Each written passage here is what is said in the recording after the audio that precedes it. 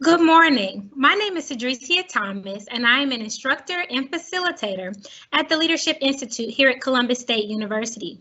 Welcome to our webinar on Where Do We Grow From Here? We are so glad that you're with us today, and we want this session to be interactive. So we will be using the chat feature for polls and questions. Go ahead and type in the chat and let us know if this is your first webinar with us or if you've attended with us in the past.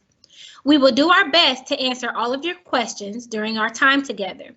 If there are questions we aren't able to get to, we will save them and send the answers out after the event. Today's webinar will be facilitated by Bridget Markwood. Bridget has taught at 3 different universities and has also worked in student affairs. She is currently an education consultant for active and engaged learning and teaches how to incorporate the teaching of power skills, also known as soft skills, into the classroom. She works with teachers and professors, and for the last 20 years, she has directed numerous transformative youth leadership camps, created hundreds of academic games, and self-published her book entitled Rock Your World, a life and leadership handbook for college-bound students. Welcome, Bridget. I will jump in throughout to ask questions from the audience, but for now, I will turn it over to you. Great. Thank you so much, Tracy. So when they first asked me, and welcome everyone, good morning. When they first asked me to do a webinar, I started thinking what has been on my mind lately, and what has been driving me through this disruption. And so this series was born, or this presentation was born. Feel free to jump in at any point and ask any questions that you want. I'm going to just kind of go through what we will be doing, where we grow from here. We're going to be looking at a little shifting before the crisis. And right now I'm referring to the crisis of COVID-19, but that definition will expand as we go on a little further. If you've been in a session with me in the last several years, you've probably seen a little bit of what we're going to be talking about, the shifting before crisis, because I think we started to shift a little bit even before we were all quarantined. Then we're going to go into a little bit of generation theory, a little background on generation theory, generations during crisis, as well as shifting from crisis. I want to start with taking a look at a few things that were in play before COVID-19. Before this happened, our world was already changing. I want to start with one of my favorite theories of all time, because my background is communication. This is the social stock of knowledge. The social stock of knowledge is one of the key things about our species, is that we have the ability to communicate what we know to the generations that come after us. And not just so that they can do just what we did, but so that they can build on it. So we don't have to reinvent the wheel every generation. We can have these wonderful tires that we have today, and even self-inflating tires, as it is. Another thing that was in play that really started taking off is technology. I think that's worth looking at. In 1991, the internet became public. And if you remember back in 1991, the internet really wasn't a thing back then. I graduated from college around the mid 90s. And while I was in college, undergrad, I had one professor that had an email address. And I remember all of us looking around in class going, what is that? what does that even do? Where would we even go to email him? Anyway, but it became public, and there it was out. It wasn't until 2004, when we had Web 2.0, we started to see a lot more storage space online, the birth of social media, which really changed the way we started connecting with one another. But then the biggie, it was 2007, and that's when the iPhone was released. When the iPhone was released, it began this mobile revolution, and it really essentially changed everything about the way that we function in our world. It created what I like to call the global mobile access. And the real game changer here is this little addition problem. We have the social stock of knowledge added to the global mobile access. And what we get is this global stock of knowledge, where everyone from around the world can contribute to this body of knowledge. This has really changed the way that our whole world has been functioning. Everyone can create their own content now. I have a self-published book. I use it for some very specific things, but I was able to do that really, really easily. They can build on other people's content. And in theory, and I say in theory because there are lots of gaps in equity as far as technology and other things go, but in theory, anyone can research anything, anytime, anywhere now. But we didn't stop there. Instead, we have now connected in different ways. So now with all these connections, we can work on a lot of different things simultaneously. So we can be texting somebody on our phone while we're answering email to other people on our computer. And then we've got tablets where we may have a little chat, a video chat going on, or playing a video game or something. But we have all these different things that we can do at one time, and they're all connected. And while we're watching TV, and they know what we want to watch, right? Another way that we're starting to connect in different ways are the Internet of Things. So some of you may be very familiar with this term, and some of you may not. Essentially, we're talking about smart homes, smart cars, buildings, systems, cars that drive themselves. So the self-driving cars use things like sensors, and they connect with your phone. Your smart homes, where you can turn on your alarm, say from your phone, connected in different ways, but the things themselves are starting to connect. So we are no longer necessary to even call on maintenance for some of these things that are hooked up, or call the police if the alarm goes on. Everything just kind of happens automatically. This acceleration, this growth of acceleration, has really gotten a lot faster over the last several years. Since the iPhone. If you look at around like 300 BC or so, for about 1500 years, it took about that long for information to double, for what we know in the world to double and how we use it. That's a significant amount of time for that doubling to occur. Around the printing press, and then that was because we were in small pockets. You know, you're in a village, you're in a small community, and you pass things down through that social stock of knowledge. Well, then the printing press happened. And all of a sudden, we could put what we know into books and send them out. So at that point, we started accelerating a little faster. And we got a little faster because then we had other people's ideas that we could combine with what we knew, multiple ideas, and then build on those. So after that, it took about 200 years. These are the estimates I've seen, about 200 years, and then it went a little faster to 50, and then 20, and then 10. And the most recent estimates that I've seen are about every 12 months. We're doubling our knowledge. Some fields like medicine are a little longer, around 18 months, and some fields even faster. But the average is around 12 months, and that is really significant. But they're saying that's going to get even faster, more like 12 hours. And this is happening because of this social stock of knowledge. We have people from all over the world contributing to these bodies of knowledge and contributing to what we know and what we're researching, and it can go around the clock. We don't have to stop and sleep. We do, but the person on the other side of the world is waking up when we're going to bed, and they can continue for that to grow. So as we see technology getting faster and smoother, we'll see this grow. But to wrap our brains around what this actually means, this exponential growth that we're looking at, I want to show you the parable of the rice. So most people believe that the chessboard was invented in India. And so the story goes that the person who invented the chessboard was well loved, and the game was well loved. And so the emperor said, for your service, for creating this wonderful game, I will give you whatever you want. What do you want? And so the inventor said, I just want some rice for my family. But I want you to take 1 grain of rice and put it in the first square. And then I want you to double it with each square. And there are 64 squares on a chessboard. Of course, the emperor was like, that's all you want? Sure, no problem. Well, once he found out how much rice that actually was, like the story goes that he killed the guy and moved on. But that's not the point. The point is that it is a lot. How much is it in the 64th square?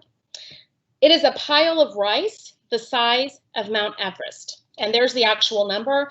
It's actually 18 quintillion. I had to look up what that actually was. 18 quintillion, 446 quadrillion, 744 trillion, 73 billion, 709,555,615 grains of rice by the time we get to the 64th square. So back to our technology curve. Our technology curve is was going up at an extremely high rate and still is. I would argue to say it's going up even faster now that we are having to adapt in new ways. This was the problem. This is the problem that we were having before the crisis of COVID-19, is human adaptability was not curving at the same rate. We were fine to adapt to the world where, technology, we were going at a nice rate. But then when technology all of a sudden went up, it caused a lot of disruption. It caused a lot of disorientation. When you are disoriented for, and I say you, I mean humans, when humans are disoriented for a certain amount of time, they start getting frustrated. It goes on too long. That frustration leads to a lot of different responses.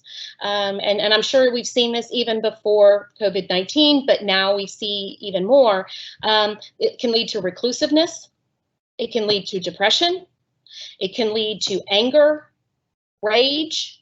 There are any number of different things that we feel when we are not able to go back into our comfort zone a little bit, and we can't really figure out what's going on in the world because it's changing so rapidly.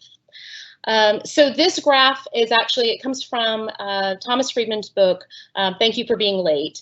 It's got a lot of really good information about sort of where our technology is heading.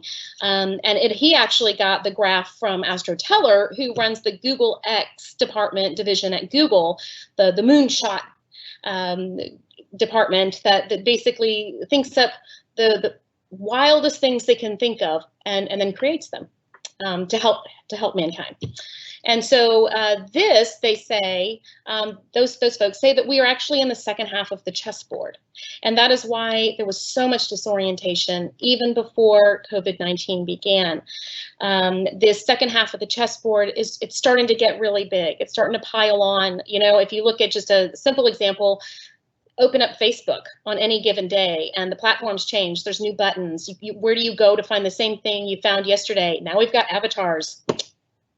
But every day there's something a little different. And this just keeps going. But it has to keep going if people don't want to get left behind. So if Facebook doesn't want to get left behind by another social media outlet, they've got to keep up with what it is. So even before this COVID-19 began, we were at this point where many of us were saying we've got to slow down. We've got to slow down. I want to stop there and see if there are any questions, comments, because we're gonna kind of shift a little bit now to the generations.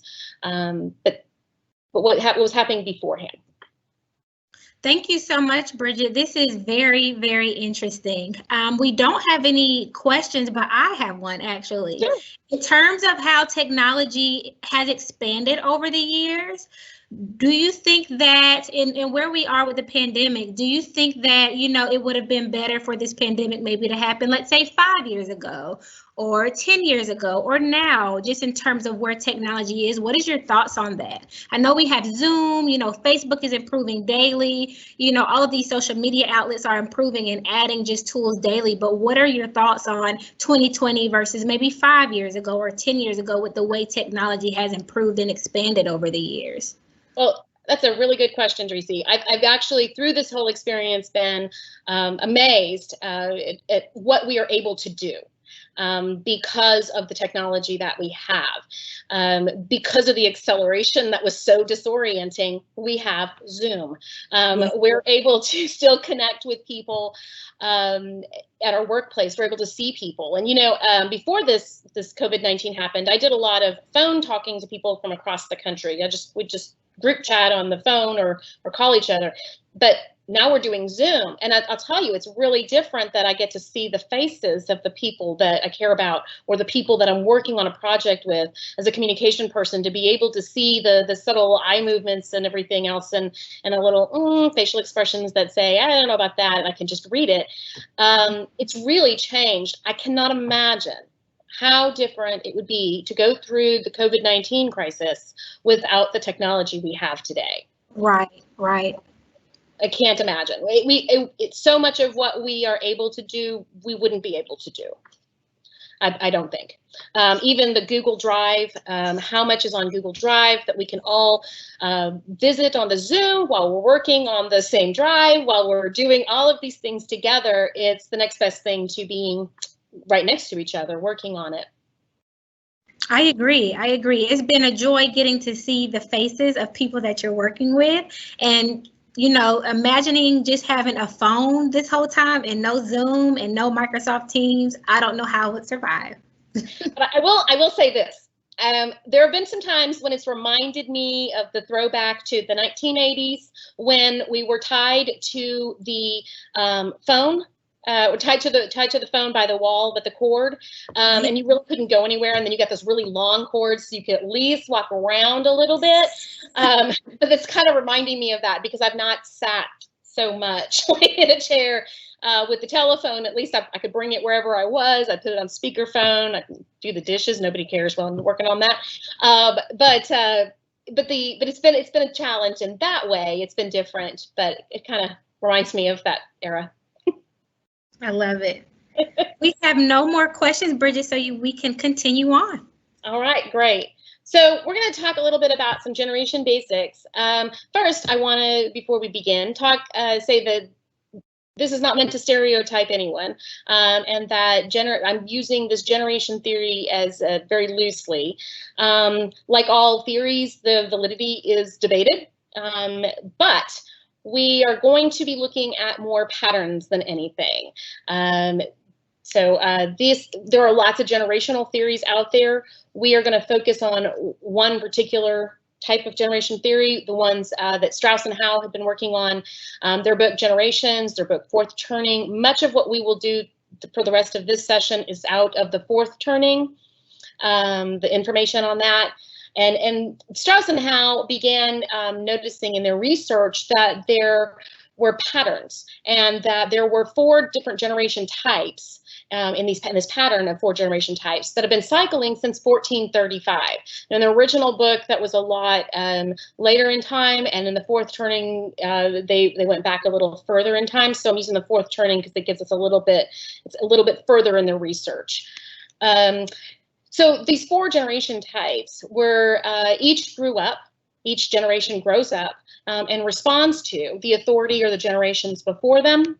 They grow up and respond to the environment that they are in, and the possibilities. In addition to the generation types, they noticed there were patterns of times in history. They called them turnings, and that corresponded to the different times in life of the different generation types. So we're going to go over that as well. But first, let's look a little bit about the generations themselves. There are 4 basic generation types that Strauss and Howe outline. The first one is the prophet or idealist generation. They grow up in a world that is focused on the outer. They grow up where it's focused on strengthening institutions. Their world as children, they're trying, it focuses on building strong communities. It's an outward focus. This then leads to typically a rebellion as a big broad group, a rebellion where the focus is on the inner world and on spiritual growth. And that rebellion, that focus on the inner world and spiritual growth then leads them to later, when they are leaders, they step up in leadership of inspiring words and inspiring the vision for the future and what is possible. The next generation type is called the nomad or reactive generation. This generation grows up a lot alone. The last one before the current one was called the lost generation.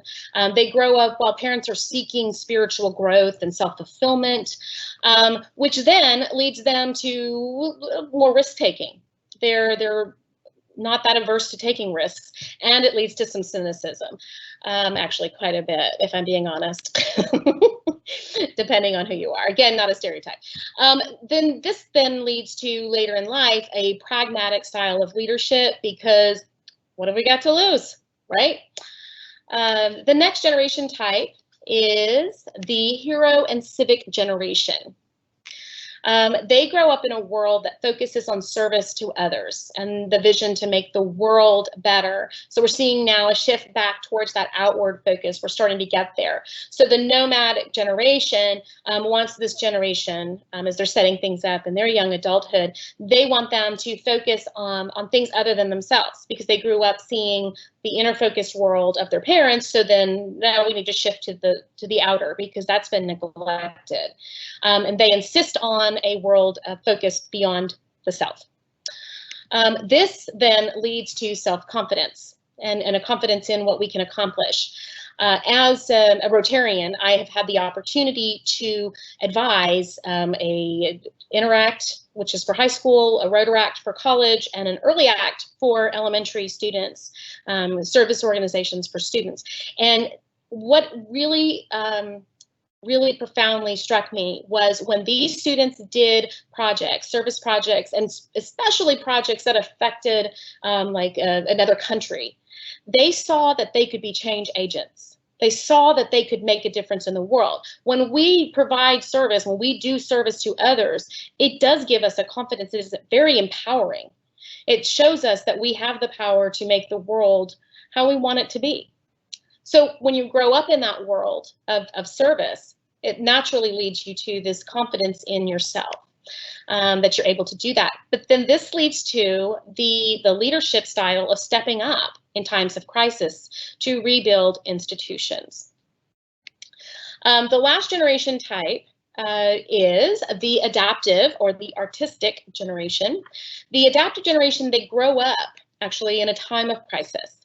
They tend to be very overprotected.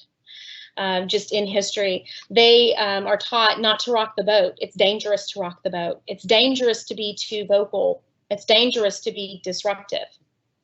That, as a child, then leads them to this need for conformity, this need of a sense of duty that they need to take care of things. Then as they get older and start to lead, their leadership style tends to be more risk averse. They tend to be more builders and reinforcers of the new institutions that the generation before had started to build. And they really work hard to create a safer, more innocent future for their kids. Now, this is the pattern. What I've just gone over is just that in the pattern that Strauss and Howe have seen cycling over the last several hundred years. Do we want to pause for a moment and see if anybody has any questions about those? Currently, no questions, so we can continue on. I'll just keep going. So then the other thing they saw cycling were times in history. So our times in history, the first turning, they call these different shifts through history turnings. So the first turning is called the high times. The families are really strong. The nurturing is starting to get a little loosened. Ideas are getting settled. And then this is the institutions getting reinforced, the innocent culture. We just talked about those adaptives. Well, this is when they're young adults. This is the world they're creating for their children, who typically are the prophets or idealists. When you think about a childhood in this world with a strong sense of community, bright outlook on the future, think about like Andy Griffith's Mayberry. Think about Leave It to Beaver. Very innocent childhoods, and the parents are creating that world. They're letting them go out and play. The nurturing is being loosened up in that way. So the high times, it's a nice time to grow up. The next turning is the awakening. And this is when we see the prophets or idealists or young adults. And we start seeing, and the nomads are the children, we start seeing weakened families.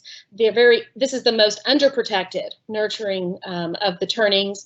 The ideals need to be discovered. Institutions are attacked. There's a passionate culture. It's a very complicating worldview that's coming up, and this rising individualism. If you want to think about as a child growing up in that world, think about some shows like Punky Brewster, Facts of Life, Different Strokes. The family dynamics in all of those shows are complicated, to say the least, and they're going through a lot of really challenging times. So that is the awakening. The next time in history, the third turning, is the unraveling. And this is the time when the heroes, civic generation, are children, and the nomads are young adults. Now, these are the nomads wandering around, and the prophets are middle-aged. The families are at their weakest during this time. Family times are at their weakest. There's a tightening on the nurturing, and things are a little bit more cynical. We talked about the nomads' reactives being that. The worldview is very complex. It's dark future outlook, and there's a very strong sense of that individualism. I can do it myself. But as children, again, remember the reactives wanted the hero civic generation to feel, to have more community service, to figure things out for the outward world. And when you think about being a child during this time and the TV shows that may kind of go along with it as children, Clarissa explains it all. They're trying to figure it out. Fresh Prince of Bel-Air, very much the same line. Saved by the Bell, Gossip Girl, Dawson's Creek. All the children in those shows had voices, and they were working things out. So that's when you look at being a child and growing up in that world and during the unraveling. The final time in history, which we can look at right now as being one of those times, has its plus and minuses, actually. This is when we start seeing families strengthen. The nurturing is at its most overprotective. Ideals are championed, institutions are founded, there's a culture of practicality, and everything starts getting simplified. And there's a rising sense of this community. And when you look at this, the adaptives are the children during this time, and this is when the heroes, civic generations, are young adults. They're called the hero generations because they always come of age, that young adult, during the times of crisis. And that's what they do. They help set the stage for the next 100 years or so, strengthening the families and coming up with the institutions. So they become our heroes during the crisis time. Some things about the crisis time, it's generally not a short period of time. Unfortunately, it doesn't go away fast. We tend to see, and this is throughout history, not just talking about right now, society's strongest institutions are severely challenged or stressed and may even collapse. In almost every case, national survival is in doubt. When you think about a child during this time with the overprotected, and we look at today's world, think about Disney Junior, Nick Jr., all of the TV ratings. Everything is very controlled. Everything that those kids watch, if parents want, they can control whatever those kids are watching. So let's look for a moment at times in crisis. So here were the three crises that happened before really the U.S. That Strauss and Howe look at in their book, Fourth Turning. So if you want to check that out, those are great. But the American Revolution, the Civil War, the Great Depression, and World War II are all crises that we have experienced on our soil. And then what about the current crisis? So are we in a current crisis? Well, we have staggering unemployment rates. We have institutional bankruptcies and more every day. It seems like every day there's another major company that's filed for bankruptcy or will have to very soon. Social distancing, which is it's a whole new thing, but that is a crisis. That we are social people and we can't get together. Families can't be together. And then the whole school at home has been a serious challenge for many, many people. I have a middle schooler at home and we've had our share of challenges. I'm very grateful to all the teachers. Shout out to all the teachers out there. Thank you for all you're doing. You have been wonderful through all of this. So moving into the times of crisis, let's look at the current crisis and the generation types of this current crisis. Because this is really, as I was doing this research, this is really what has helped me sort of shape where I want to grow. It's helped shape my thoughts on what we're doing, what we're going through, and actually led me to a sense of comfort afterwards, because I know it's going to be okay. But let's take a look, and here's some real examples of our current generations. Prophet, Idealist, roughly 60 to 80 years old now. I know there are dates that people have different dates, so we're just going to go with a broad look. It could be 59, it could be 85, but it's 60 to 80-ish. These are the baby boomers. The current generation that's alive right now, that's the Idealist prophet, were the baby boomers. They were born in high times. They were watching the Leave It to Beavers and the Andy Griffith Show. As young adults, they grew up during the awakening time. They embarked on their personal and spiritual growth. Think about the civil rights movements. Think about hippies. Think about I Am Woman, Hear Me Roar. These are all different, but they're all about the spiritual, personal growth, personal rights. It's about the person, and that's the point during this awakening time. In midlife, during the unraveling times, when they turned 40, they said 40's the new 20 and 50's the new 30. During midlife, the prophet Idealists had very strong voices. In their 40s and 50s, they said, no, we're not done with this young adulthood yet. We're going to keep going with it, but with experience now. So they've had those strong voices. Now at this point, many are still our leaders. I mean, we still have many of our leaders, I won't say most, many of our leaders all across the country and in the world are boomers. However, this is really interesting. Boomers have never been through the crisis time. They've been through a crisis perhaps in their personal life, but as far as the crisis time goes, since they were children in the high times, they have never been through one of these. Their time to go through the crisis tends to be later in life. But after a lifetime of safe childhoods, strong voices, and pushing for that inner idealism, the civic crisis is very challenging for many. It's challenging for all of us. I will say that. It's very challenging for all of us. But there are many boomers right now, I know, that feel that this hopefully will all be over soon. It'll be done and gone, and we can get back to the high times. And one of the things that really struck me is that this generation throughout history has really helped set the vision for the future to go back to high times. They really helped to create that, which I think is really beautiful, and continue to lead. The Nomad reactive generation are currently in their 40s to 60s. I'm one of those. They are the Gen Xers, born during awakening times. When the boomers were searching for personal growth. They are known as the latchkey kids, if you've heard that term. We're now much older. As young adults during the unraveling time, we spent a lot of time, I say we, this generation, spent a lot of time wandering around their 20s and 30s.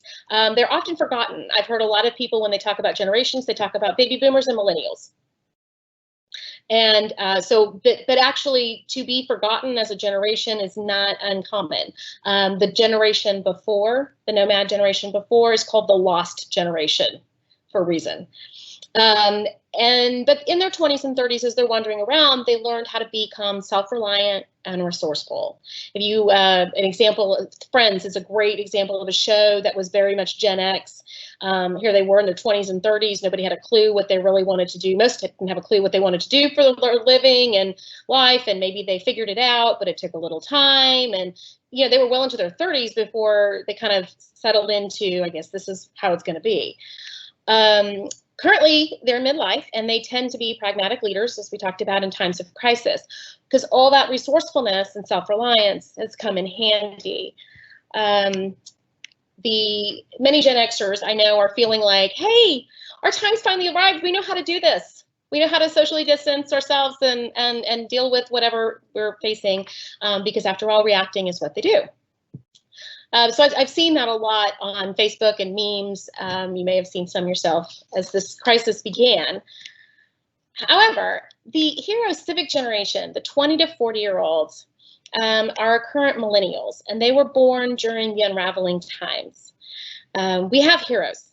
We do. We have heroes that are alive right now, and they are working on some things, and they have been working on some things.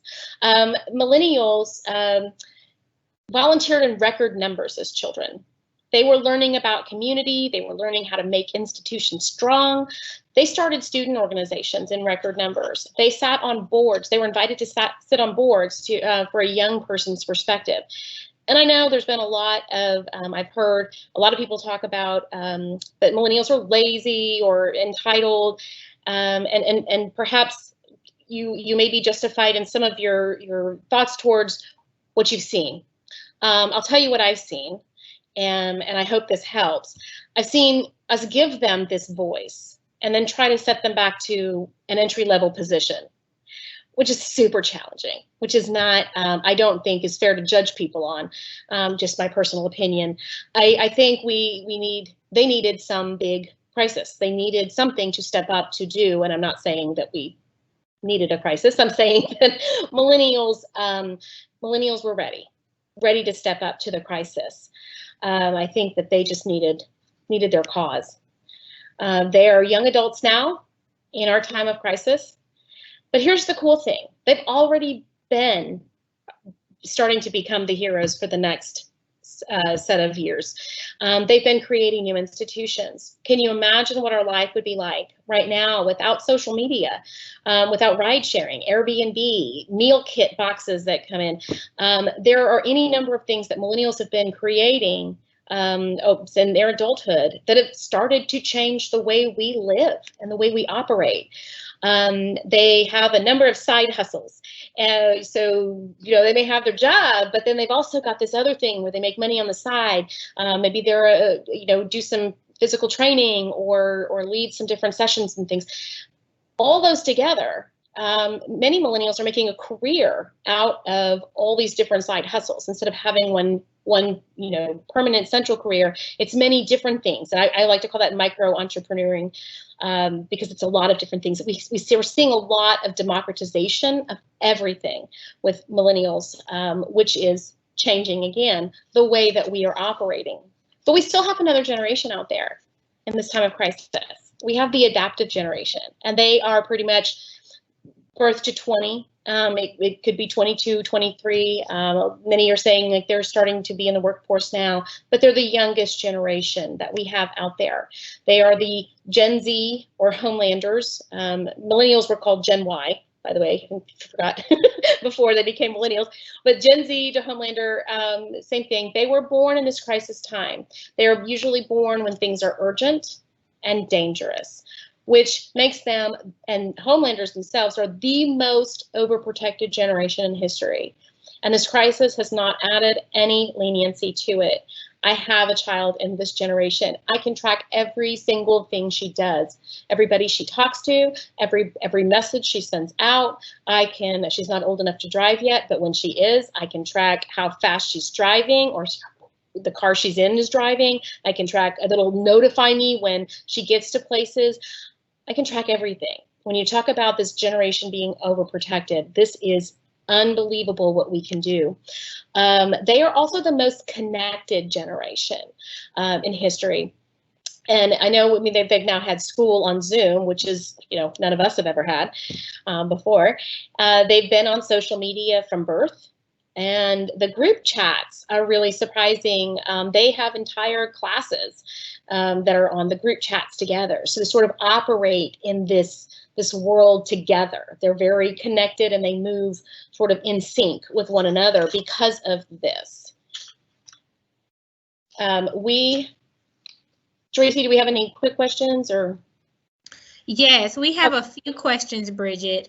I'll start with these two, which I think you touched on a little bit earlier, but if you want to maybe expound on it, if you have anything.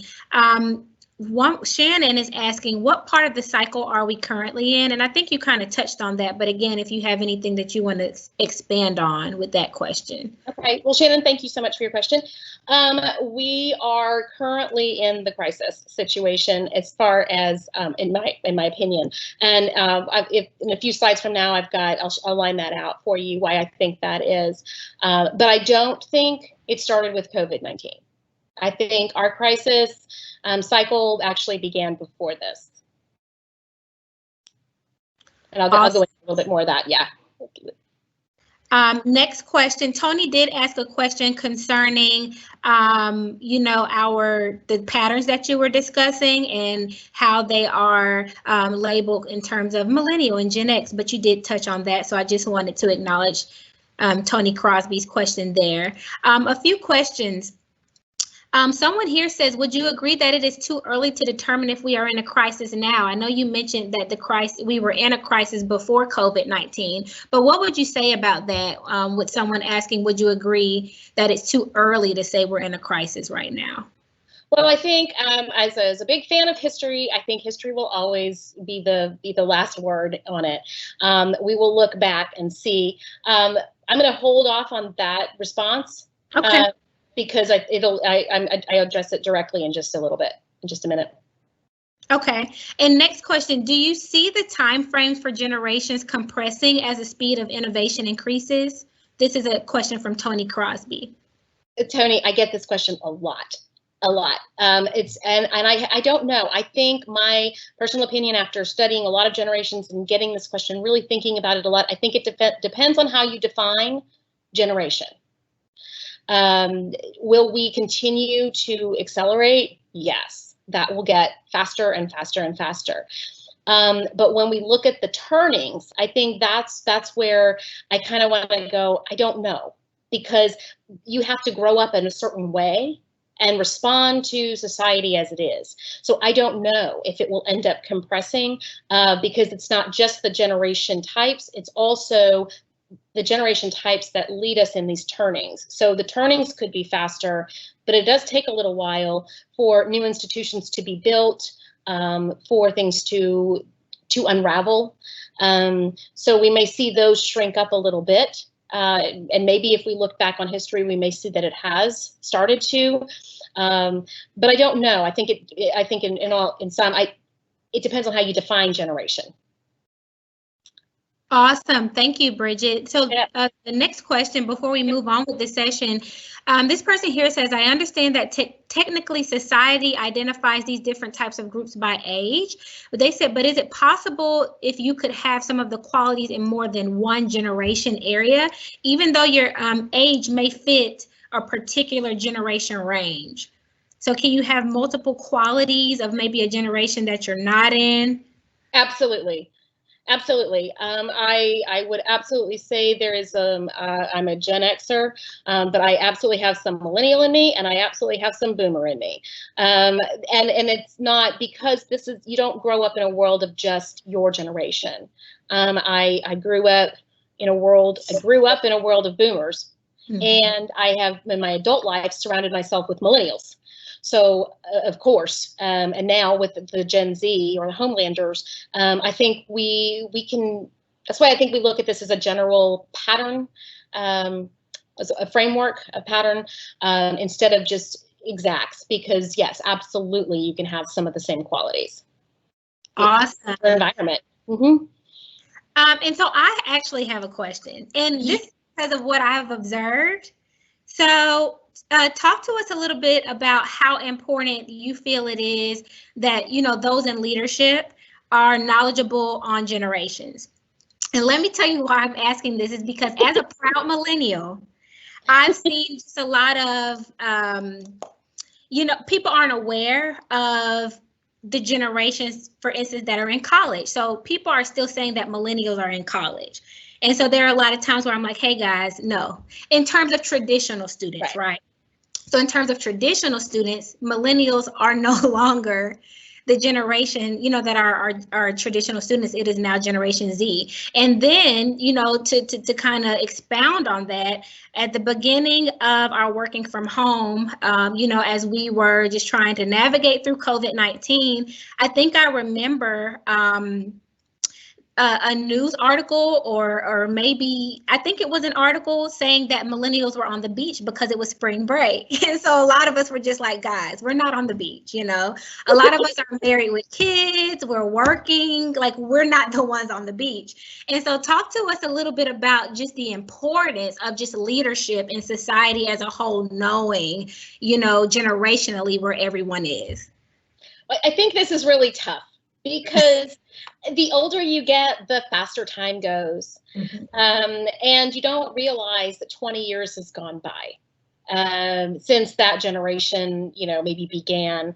By the time we, and adding to that our time seems to go by so fast and we don't realize how much has gone by, but just that by the time we figure out that this is a new generation and we start adapting to it, it's almost time for the next generation to begin. So I feel like in my life, I finally figured out how to engage and completely work with all these millennials, and everything was awesome. And I knew exactly what to do. And then because I work a lot with high school students too, and about 6 or 7 years ago, maybe 5, 6, 7 years ago, it was like a giant wall came up. But I was looking for it because I've studied the generations, right? So I was looking for this wall to come up. I didn't know when exactly it was going to come up. But not only did the students change, but what really blew me away was how much the parents of the students changed. And working, right here with this overprotected generation, I had to change so much of what I did to accommodate different parenting. Which is really interesting. And I remember when millennial generation started coming of age, and it was more the helicopter parents, right? So that was that tightening of the protection. So it wasn't overprotected yet, but it was a little bit, the nurturing was starting to get a little bit more tightened. But it was very, very different. And so I think it's very important to know, extremely important to know a little bit about generations and what to expect, and not necessarily this generation theory or that generation theory, but to know that there are patterns that, when students grow up in a world that is one way, a certain way, they're going to grow up and respond to their life as an adult in a different way than the generation before them did, because they grew up being parented differently. They grew up, all the things we've talked about. I mean, it's all been very different. But each generation then also brings really great things. And I think that's one of the things that I've learned really was reinforced in doing the research for this, because every generation has something incredible to bring to the table. And I think when we don't, it's not just accommodating the generations, it's being able to maximize their power that they all hold. If we don't know we've got all these resources, then we're not going to use them. Right. Thank you. Thank you so much. And those are our questions for now, and we can continue on. All right. Well, so we've got the most connected generation in history. Check it out. And now we're connected like never before. And this is important to note as we move forward, because this generation, I know that, like my daughter, even I've seen her on all these multiple devices at one time, and she's got an Alexa, and now she wants to figure out how she can get all of her lights connected to Alexa. And so all she has to do is say, Alexa, turn this on, turn this off, do this, do that. She's thinking along those lines. And now I know a lot of people are too, but I think this is just one of the hallmarks of the adaptive generation and the Gen Z Homelander generation. But here's one of the coolest things I want to show you. And this is what, when I was doing the research. So this curve right here, human adaptability is not curving at the same rate. And this is what's causing this disorientation. But check it out. Our adaptive generation is in their childhood right now. Our adaptive generation, the generation that is by nature, by history, the generation that starts adapting to whatever we're going to go from the future, is the one that's up. They're the ones that are learning all of this technology curve, and they're going to help us, I believe, move that back up. So shifting from crisis, and this is a where we start looking at the current situation. So some of the innovations, and I know, Dreesy, you did a session on innovations, right, that have come out of crises, and so it's kind of going back, is that right? Yes, I think March, I did one on fear, and at the end, I talked a little bit about a few inventions, everything from chocolate chip cookies to the basketball to WhatsApp that have come from different times of crisis in history. All right, thank you. So I think you can find that on the website, and definitely be worth looking into. This is going to be a very, very small version of that, looking at some specific years, because we're shifting from crisis times. So this isn't just a crisis, this is crisis times, which is usually not a short time. So the Civil War, out of the Civil War, and if you can try to imagine life like without these in our world, 13th, 14th, and 15th Amendment, including slavery being abolished, hospitals and ambulances. So before the Civil War, it was, typically the doctor went to all the patients. But think about all the technologies we've been able to have now that we bring the patients to the doctors. We think about all like what we're seeing with the COVID-19. How would we do this? Everybody would be at home dying. You couldn't get ventilators from one to the next. You couldn't get all these machines and this medicine to save people's lives. I mean, it really fundamentally changed how we did healthcare, right? Came out of this time when we didn't know if our country would ever be able to function again. The first transcontinental railroad, homesteading out west. I mean, that's where my family ended up in a in a sod house in Oklahoma out there. Land Grant University also went to one of those. A paper currency, a consistent paper currency came out of the war. And then this one, for me, is probably one of the most near and dear to my heart because I'm a communication person. Telegraph communication became big. And, when you're doing that, it's very laborious. Every word, every letter is something big. And at that point in time, our language actually shifted. We took out the hences and the wherefores and all of that didn't need to be in there because it was too laborious to communicate it through telegraph. And of course, this made me think of our current world and how much we're like, oh, that texting language and all of this stuff. But our language is shifting. And it's not the first time it's ever shifted. It shifted because of the method of communication. And we had to match it to be efficient. And we're doing the same thing. It's way more efficient when you're typing with your thumbs, right? To leave out a few things here and there. So rather than calling it so much bad, it's just different, and we're shifting. Of course, that's one type of communication. The next one, the Great Depression, World War II, as we were shifting from that. Now, this is our most recent one before now. Can you imagine this? So out of crisis, usually institutions are built, right? So the UN, the World Trade Organization, FDIC, SEC, Social Security itself. Can you imagine our world over the last 70 or 80 years, like without these entities, without these institutions? I can't imagine. I travel a lot, or I did. Pressurized cabins, jet engines, radio and landing navigations, radar. Penicillin was first manufactured for World War II for the soldiers. And then it was after that that they said, hey, we should do this for civilians too. How many of us wouldn't even be here today if it weren't for penicillin? I'm sure I wouldn't. So many people's lives were saved. The entertainment industry boomed. Television, movies became different, and when you're in a time of crisis, entertainment becomes very important, as we have been enjoying recently. All of the entertainment options we have today. During this time, refrigerators and washing machines were sent to mass markets, and this was so cool. Imagine our life without computers, because the first computer came out of that as well. As I looked at this list, it kind of blew my mind because I can't imagine. So what about right now? So this is just my thoughts on this, and this has been, as I've been doing this research and looking around, I've done a lot of work with the acceleration of change before COVID-19. As a consultant, I can tell you that every single industry that I have worked with or been around has said, what we were doing is not working. Our old model is not working. We don't know what to do. Things were already in trouble with the acceleration of change. But here are some other signs that crisis was probably happening before. Suicide rates were rising drastically. And in particular, our young people. 10 to 14 was the highest acceleration, a rising rate of suicide, which is really staggering. Human trafficking was on the rise, is on the rise. Public mass shootings. So I remember in 1999 with the Columbine shooting and thinking, I can't even wrap my brain around that this even happened. And then before that, as a child, thinking about the Boston Massacre and thinking, I can't believe all those people died at one time. And when you look at that now, you're like, it's Tuesday.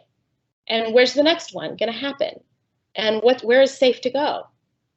That's a sign of crisis. It's a sign that our world was disoriented, confused, raging, and going through a lot. There are also some significant, profound equity gaps that have been getting even wider. As we accelerate technology, those the have not, whatever, the have not is getting a lot wider. And if COVID-19 has shown us anything, it's shown us that we need to fix some of these gaps. But that led to another thought. What will come out of this crisis time? And this is why, so those who were asking about crisis time and why I think, so all that we were saying, plus we saw some things happening even before, some clues to crisis time. But what innovations will come of this crisis time? When our grandkids look back, in 70 years from now, what will they say they can't imagine life without? They can't imagine we ever did things a different way. And this has really been my mantra. The future will belong to those who are willing to lean into the challenge, to adapt, and to grow. And so I want to leave you with some final thoughts. As I was putting all this together, these are the sort of the summation of this. I believe we were entering a crisis of our own making with the acceleration of things even before this began. But like the Great Depression and World War II, it's sort of a double-barreled thing. I think we've got a double barrel, and I think COVID-19 is pushing us further into it. It's pushing us into a new place. The crisis is going to be challenging. It's going to push us out of our comfort zones. If you heard a lot of people talk about comfort zones, but there's actually a model. If you haven't seen it, look it up. It's great. It's a little circle in the middle. It's your comfort zone. And then you move out of the comfort zone and you're in the growth zone. Beyond that is the panic zone. You don't want to go to the panic zone. So don't do the stuff that's panicky to you. That's like totally freaking you out. If you can no longer think straight, you've gone too far. But the growth zone's not comfortable. If it were, it would be the comfort zone. It is an uncomfortable place to be. When you think about, like for me, for example, with Zoom. I'd never used Zoom before, ever. I don't even know if I knew it existed. I can't imagine life without it now. But that was really out of my comfort zone to all of a sudden have to be tied to my computer. I had to think about what was going on around me. And even just to use the technology, did I log on right? All of these new things. But now I use it all the time, almost every day, and sometimes several times a day. But it's now in my comfort zone. So when we go out into the growth zone, what we find when we go back into our comfort zone, and it's important to go back in, for our well-being, often, we're going to find that the things that were out of it are now in it, and it's helped our comfort zone actually grow. This was also a really neat thing that I through all of this. We've already seen some shifting towards stronger families, as well as innovations. We talked about some of the innovations. Now we've seen a lot with COVID-19 innovations coming out constantly, like new advertisements for things that people seem to be coming up with overnight. They're innovating in a very fast way. But we've started to see some shifts towards that stronger family, people putting devices down, going for walks as families. And since the playgrounds have even been closed, the public playgrounds, the parents are playing ball with the kids in the park instead of watching their kids play by themselves.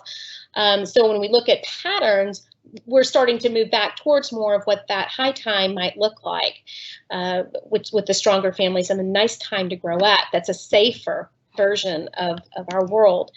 It's important to know we will get through this, but also that our post-crisis world will never be the same as it was before. If we are not in a crisis and it's even worse, going to get worse, well, it will still look very different when the crisis is done. Whenever the crisis happens in patterns in history, it changes our world forever. But it's not necessarily on the other side a bad thing. We've seen a lot of really good things come stem out of those times. We will see a lot of institutions fall, and it'll be hard to watch them fall. We will see others fundamentally change how they operate. I've already got some the young people that I'm working with on some innovative projects of my own that their friends' workplaces have said, we're not going to meet in person anymore. I mean, we'll meet at the coffee shop if we need to after this is over, but we're doing fine meeting on Zoom or at a coffee shop. Why do I need to pay all of that? I have another friend who said she thinks we're going to have a commercial real estate crisis on our hands when this is done. She said it kind of jokingly, but kind of not, that we're finding new ways to do things. But we will also see new institutions arise. We will see new things come about that will replace the old things. It's hard to watch the old fall off, but we will have new that will replace it. And it's up to us to replace it. And this is the one that I'll leave you with. This is not the end, but we are in the fourth turning and merely shifting once again. So I am open to whatever questions, thoughts, comments, concerns. Awesome. Thank you so much, Bridget. I love when you were talking about the comfort zone. And so you said there's a growth zone and then there's a panic zone. I love how you differentiated between that, because I think right now society is pushing a lot of us, out of your comfort zone, do something new, shift into a new normal. And I think that it's healthy to have a balance, because I think it is so easy to shift into a panic zone, and you want to be aware of what that is for you personally. So I love that there's a differentiation between growth zone and panic zone and not being in your comfort zone for sure. We do have a few questions. So this one says, how can we adapt our current work environment to create a culture the future workforce will thrive in? Oh, what a great question. Innovation. Walt Disney came up with the term Imagineers. Because he said, if you find a better way to do it, create it. If you can think of a better way, make it happen. You can talk about it and work with the team to Imagineer it into existence. And I think that's the way of the future. If you are a leader and you are trying to lead your team through this, encourage innovation and let them know it's okay to fail. When we look at another concept in education we talk about a lot is growth mindset. And that is the idea, like you can fail and learn from it. And I love, my husband actually always says, fail often, you'll learn faster. You'll get there faster. So if you are a leader and you're trying to figure out what you do, innovate, be creative, think about ways that things that have never been connected in a certain way before, maybe be able to be connected now. One of the things I've noticed with millennials is those micro entrepreneurs are all hooking into one another. So someone may have like a yoga studio that can be mobile, and somebody else may have a farm fresh garden cart they can wheel around to different places, and they'll do events together. These are all different businesses, but they're hooking into one another to help one another grow. And I think when we look to the future and we look at history, it shows us hooking in and like, how do we build together? What needs to be combined? And letting people fail. Obviously you don't want them to fail the whole company, but try new things. We need to be able to take some risks now. Says the Gen Xer. The risk. I love it. So the next question, we have two more. Chelsea here says, I love the show references you have made throughout this. What do you think the future of television and movies will look like? Ooh. Ooh. I have no idea.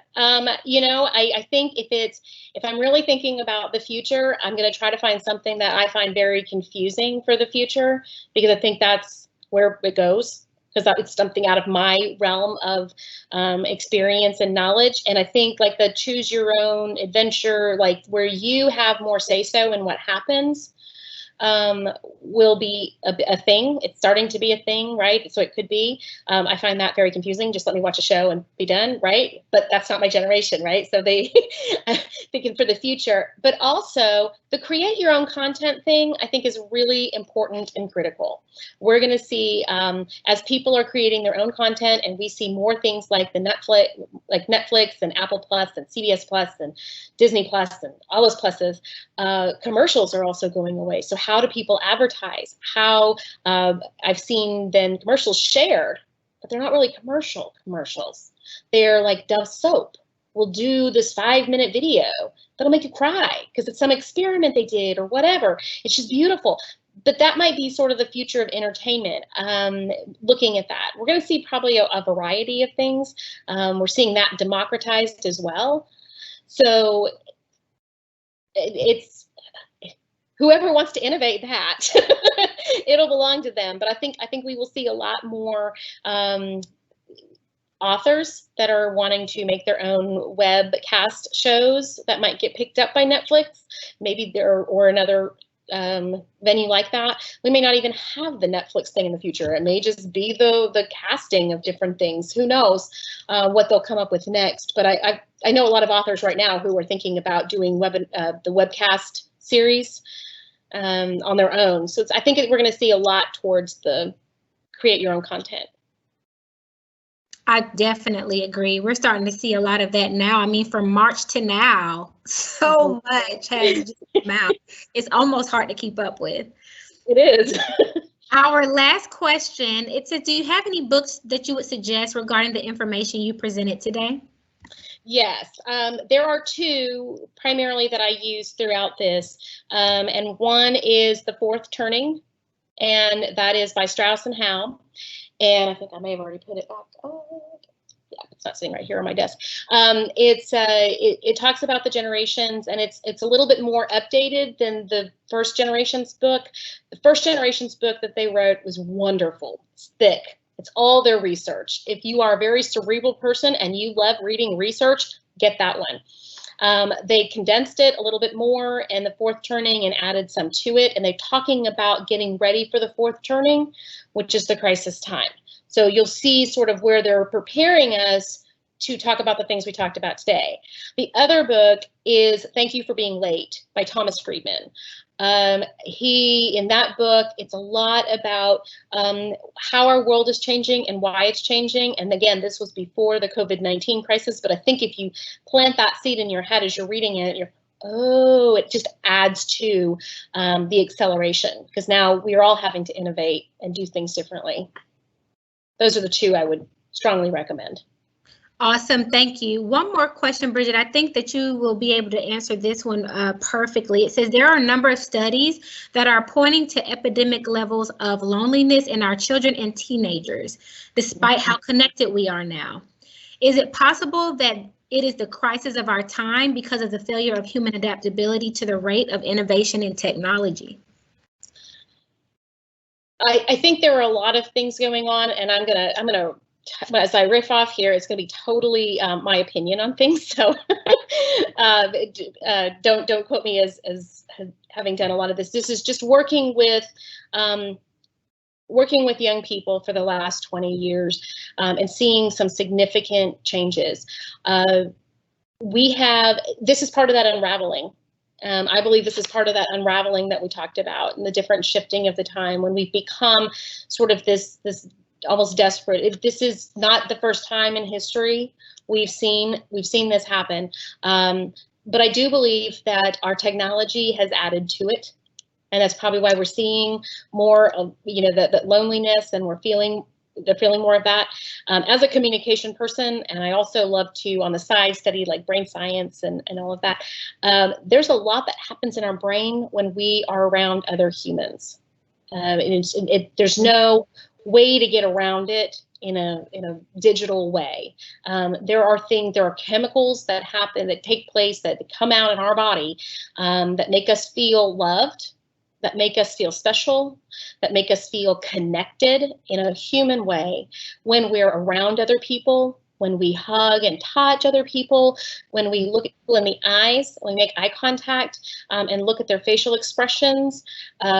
We have a natural empathy that we tend to feel towards them, normal human emotions. And I think that this has really already been playing into much of what we've seen being the challenge and starting our crisis. I've seen it with at the leadership camps with the high school students. I've seen it with college students, just the disconnect. And when we can get them connecting, their lives change. It's significant when we take away, and I hate to say, take away technology for a little bit, just even for a little bit, so that we relearn how to be human with one another again. We need those chemicals in our body. And much of the chemicals that we take as far as medicine to help fix some of those feelings are trying to replicate the sensations of those natural chemicals that we get from that. So yes, I would agree that a lot of what we're seeing with some of this depression and all of that is a crisis of our time. And some of this technology has been adding to it, but that's part of how we need to innovate in the future. How do we fix that? Awesome. Yes, I agree, Bridget. Thank you so much. Is there anything else that you want to end with before we close out? Just to reiterate, through all of this, it's going to be okay. It's going to be, the future will be for the taking for those who are willing to innovate, who are willing to lean in, adapt. Don't overextend yourself in the growth zone. Like, get back in that comfort zone, watch a little TV, maybe some of those old shows, whichever ones resonated with you, watch some of those. That'll bring you back to your childhood and some comforting times. Be patient with yourself. That's one of the biggest lessons I've had to learn in my life, is just to be patient with yourself. You will figure this out, and it may not be right away. And you may go to bed at night thinking, I just didn't get anything done, but you wake up the next day and you go at it again. It'll be all right. We'll get through this, and our world is going to be better on the other side. Mm-hmm. Thank you. We needed to hear that. Thank you all for joining us today.